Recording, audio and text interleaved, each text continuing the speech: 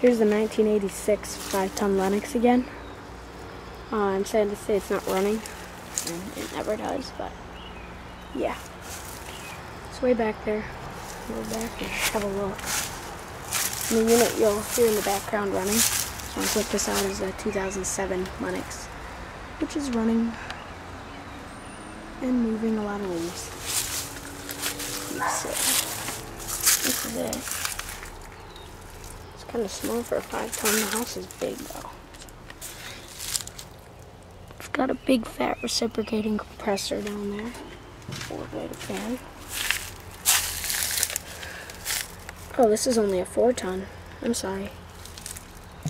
I thought that the 6.1 meant 5-ton, but it's a 46. So I think maybe it's a 4 or 5. I'm not quite sure.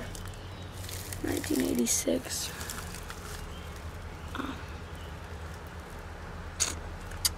Yeah. So it could be a 4 or 5. I'm not totally sure. Again, New Orleans. Furnace vents. There's a Train XE90 furnace in there from the early 90s. This is the Lennox Air.